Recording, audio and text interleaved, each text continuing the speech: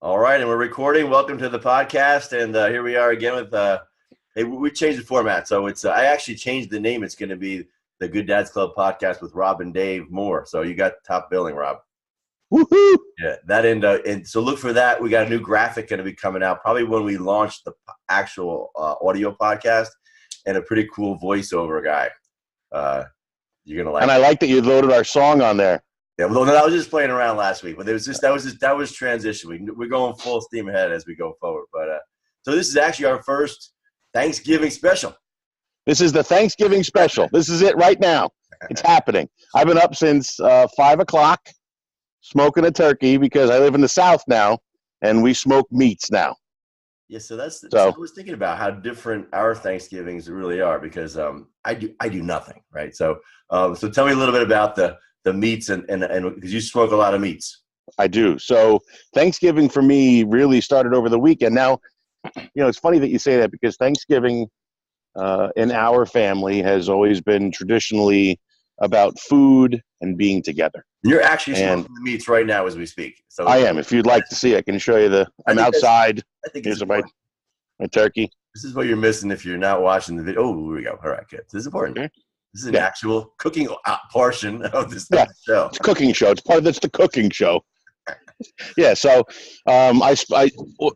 so our thing is I actually start brining this thing a couple of days beforehand, and I made artichokes a couple of days ago, and I made eggplant a couple of days ago, and everything's ready to go so that when the time comes that my wife decides, our dinner time will be 4 o'clock, then I just count backwards from there, and we start getting it all together. So that's a very different Thanksgiving than I have. So I do nothing, right? So what I do is I get the bread, right? That's my job. So this morning, so I get the bread as soon as it opens up. So I'm there at Gianelli's. Now you and I, we used to do this at Christmas time. We used to come up from we used to go to Arthur Ave, and really what getting the bread really is the dad for getting the heck out of the house. Yeah. Everybody else. And then like pretending we contribute because I really do nothing. So what's going to happen? So the only thing I have to do now is during Thanksgiving dinner, I'll be like, yeah, it was 20 degrees out this morning when I got the bread. How is it? Hey, how about that bread? Yeah, that's some good bread right there. When I get the bread, I could actually walk because it's literally if I go to my corner, you can already see Gianelli's. He said you got to zigzag over the tracks, and you could literally it's 100 feet away. But I got the bread. I'll tell you what, though, when I used to come up at Christmas time, when the kids were younger and they weren't in working and we were able to get up there earlier, and we would come up a couple days before Christmas, and we would go to Arthur Avenue, and you and Tom and I, and we would take the kids. And that was a cool tradition that we were doing for a little while there. And my boys still talk about it. We still have photos of, Alex has pictures of himself with those big slices of pizza sitting next to his head, which are twice the size of his head. And, Nick remembers. Oh, actually, the other day, Nick said to me, we should bring Olivia because my daughter, Olivia, loves animals, right? She's I think she's going to be a veterinarian. So he's like, we should bring Olivia to Arthur Avenue. She'd love to see those goats. Really? Right. The ones that are hanging in the window. If you're not from New Jersey, New York area, Arthur Avenue is basically Little Italy in the Bronx. Right. So, near Fordham in the Bronx. And we easily drive over there, Christmas time. So you would come up from Georgia at the time. We were all up here, and we would head over there, kind of like a guy's trip. And we get the cannolis, and we would get the fresh Italian bread. And we'd watch the guys roll big cigars. We used to roll those big cigars. And we get some pizza, and then we basically would waste time until Christmas dinner. Right. That's exactly what we did. But we would come home. We'd come home with bacala, and we'd come home with bread. And so, like, hey, look what we did, everybody. We got the salami. We would wait online for the salami. We literally could have gone to Corrado's and Patterson and taken care of the whole thing, but it made more sense to go to Arthur Ave because it took forever to get over there. But it made for a great day. And I'll tell you, like I said, my boys, Nick's 21, he still talks about it. Yeah, we got to do that again. We don't have to go anytime. Of course, just so everybody knows, the goats are skinned and hanging in a window. Yeah. So pet them, It's not like you go with goats. Yeah, we're not going to a petting zoo. We're going. Hey, he wants to traumatize his sister. Hey, Rob, what's interesting? I monitor, the closed group. Just a little. So here we are, podcast. Sorry, we just jumped into it. If you're listening to this, you're listening on Stitcher or iTunes or or maybe you're watching this on the website. Now, if you're watching on the website, if you happen to be right now on the website, do yourself a favor and do me a favor, subscribe to the website. It's either over here or over here, wherever. I'm not sure. There's a side piece somewhere. Just subscribe. This way we can reach out when we do new podcasts, when new things are going on in the club. The other thing, inside the closed group of the club, we have the group called the Good Dads Club, and that's where everybody, and you've got to be a dad, right? You got to be, a dad to be in the Good Dads Club, and you have to answer a couple questions. And I don't let you in unless you're a dad. So we've got tons of dads in there, and we've got a ton from all over the world. Interestingly, I posted that this week. I put the top 10 the top 10 cities and states. The Dads Club. That was cool. Yeah, that was pretty cool. So anyway, Mom tried to get in. I figured she would, because she told me she watched. I guess you posted a link on my Facebook page, and she watched the whole thing, and she called me and critiqued it and told me what I should be doing different. Right. Oh, I'm sure. It was She's all over it.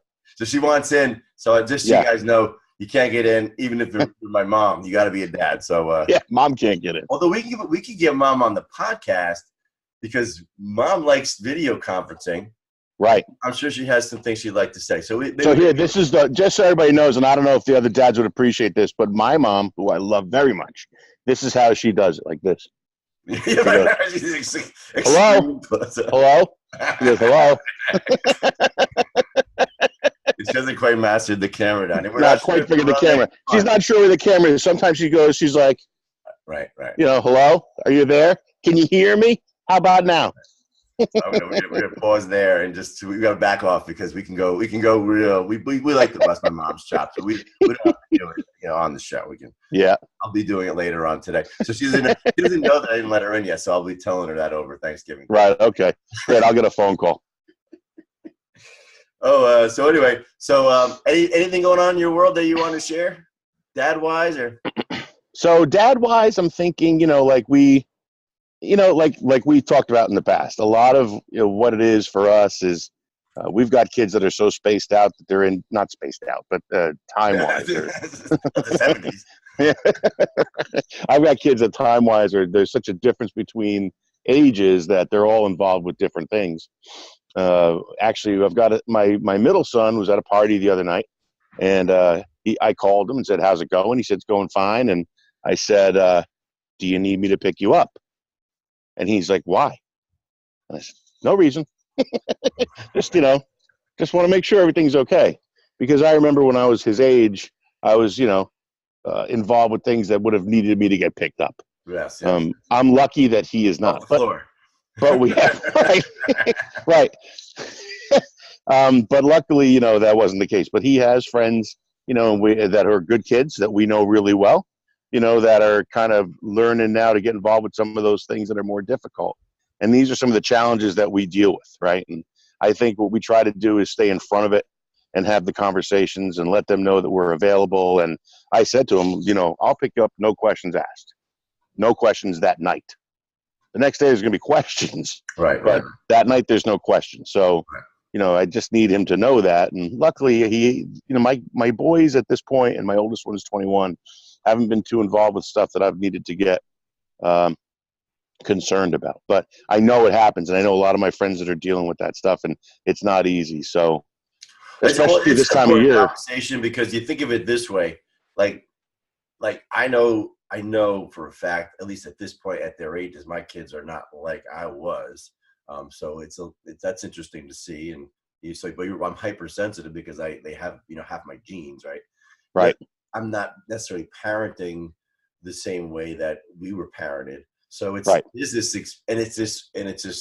still trial and error. So, when you start talking about stuff like this, my ears perk up. When I meet dads who've been in it, and I've always kind of been like that. Even in my practice, it's, I've been always like pulling dads that have been through it ahead of me all the time. Just like, how do you handle this? This is what we do. And always trying to get advice. But this is why this is so important, because you just said it yourself. We were just talking to a couple of dads. How do they do it?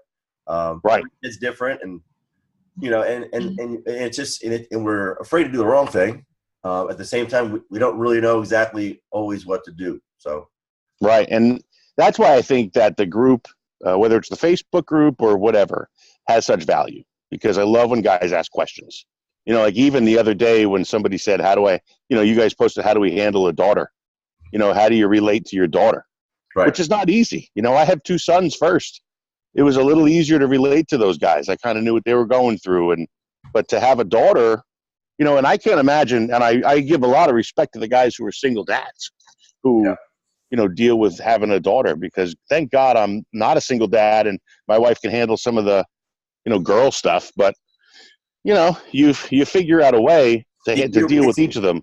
But the thing is, there's handling it, and then there's connecting. Like, you know what I mean? So for me, like you said, it, like with my son, it's so easy because, you know, it's sports and it's, you know, whether it's toy soldiers, it's Matchbox cars, it's, you know, throwing a ball around, it's riding a bike, it's whatever that is. Easy for us. I had 2 brothers. So, you know, and so, my father had no sisters. And my wife had 2 brothers. So nobody around here knows how to raise a daughter. Right. Right. So it's, you know, I wrote an article. So go to the blog, go to the website, let's try to be such a promoter, www.thegooddadsclub.com, right? The last article I wrote was Dads and Barbies, How to Connect with Your Daughters.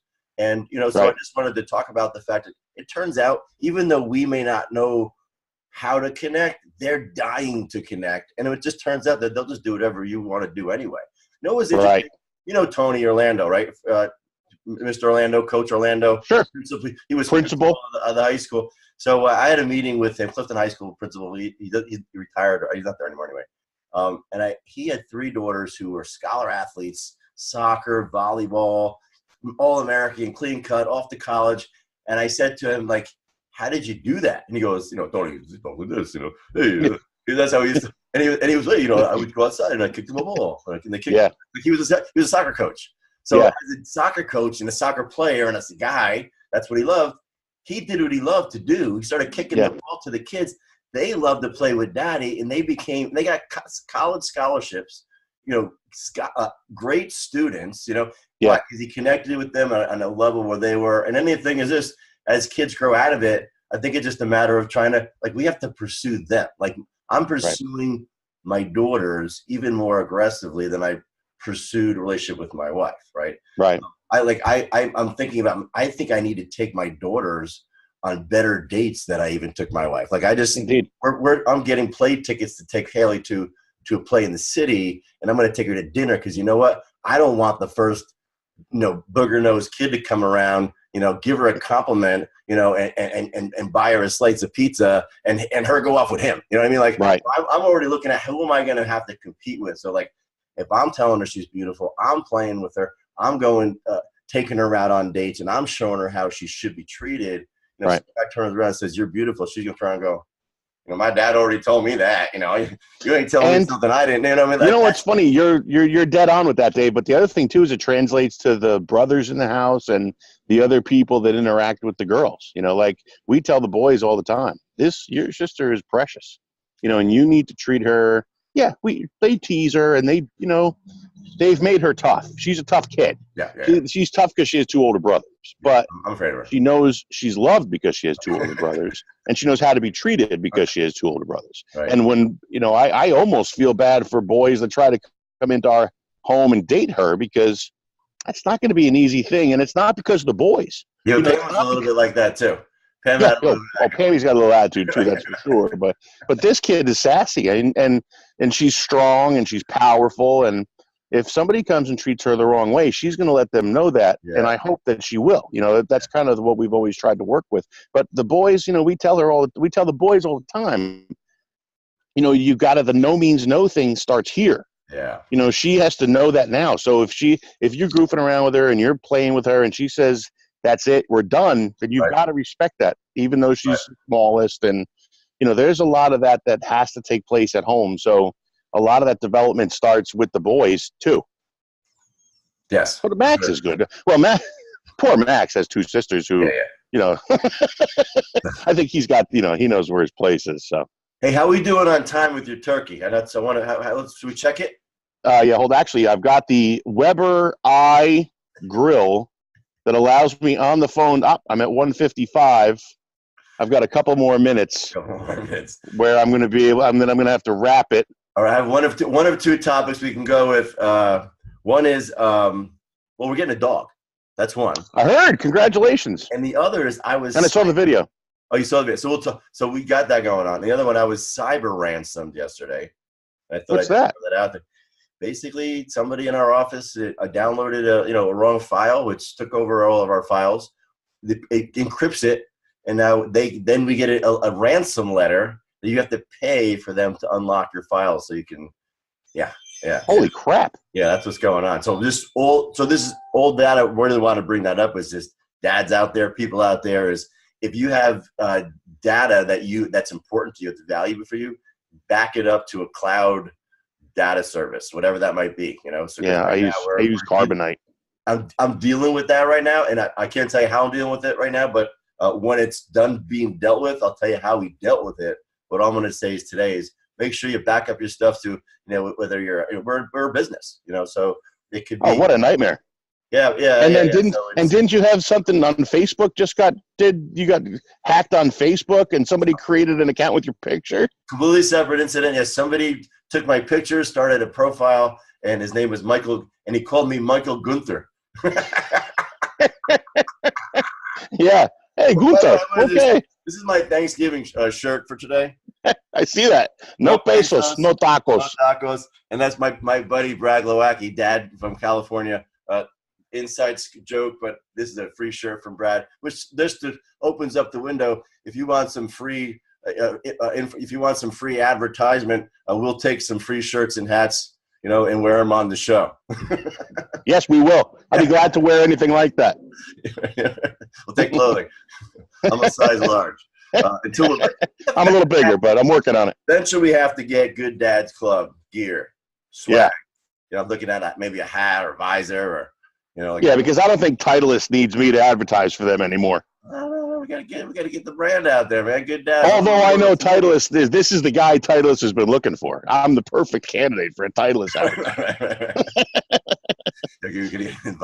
So, all right. So I'm who they envisioned when they created the cap. So I thought I'd just throw that out there as a public service announcement. We'll follow up next time, let you know where we're at with that. I think it's an interesting topic. If you're, everybody should be aware of cybersecurity, whether it's personal attack that I got last week or it's a attack on your encrypted data or whatever. I don't even know what I'm talking about, to tell you the truth, but my IT guys are all over this business. You just said encrypted data. That was good. Sounded good to me. Right. So, all right, I'm going to let you get back to this is our first annual. So this podcast, the audio is going to come out on Tuesday. So I'll call it the holiday special because I don't want to be too dated. But I think I'm going to release the video today as a Thanksgiving. Thanksgiving. Happy Thanksgiving to all the dads. And, we give thanks for everything that we have. And there's stuff, the other thing, too, we think about the guys that are struggling, that need help. We think about them and we're here for them. And if there's any way we can help, also the families. A friend of mine passed away in August, and his family is going through their first Thanksgiving without him. And he's on my mind today very strongly. He was a great dad who dealt with things with his children, and he dealt with them head on and then dealt with a disease that eventually took him. But, I know guys are dealing with things, and it's a lot. But that's why we have this club, and that's why this club was started. And, so we're all with you today, and with our prayers, we just give thanks for what we have and be grateful. Yeah, be grateful for the faithfulness for the club, be grateful for the group we're talking about. So if you're a dad out there and you're hearing this, or a dad out there, share this with them. Go to the website. You can find us on Facebook, The Good Dads Club, The Good Dads Club on Facebook, or you can go to the website, www.thegooddadsclub.com, where you'll see where I post articles. I write a blog article each week. One of the articles was this week was on dads and daughters and connecting with their daughters. Go check that out. We also have the podcast episodes, all the podcast episodes that we've done. The audios are all on there as well. And then there's a third piece called the closed group. Join the group. If you're a dad anywhere in the world, we got them. We're big in Kenya. That's all huge in Kenya. One spike of dads over there. And I've got a great friend and my pastor's from Kenya. One of the best podcasts that we had listened to was when Noel was on. We'll have him back on. We're talking this week about that. How someone from the other side of the world could look so different, have so much in common. And what is it? It's about being a dad. So no polarity. The same stuff. What's that? It's all the same stuff, guys. We're all dealing with the same stuff. And if we're not, we're gonna. If we're not now, we may have already. So a lot of us are dealing with the same stuff. Just it doesn't matter what we look like or what we sound like. The fact is, we're all dealing with the same things, and we're all trying. As long as we keep trying. That's it. Check in, post comments, ask questions, get answers. Good Dads Club. We'll see you guys next week. God bless. Happy Thanksgiving. Happy Thanksgiving. Thank you.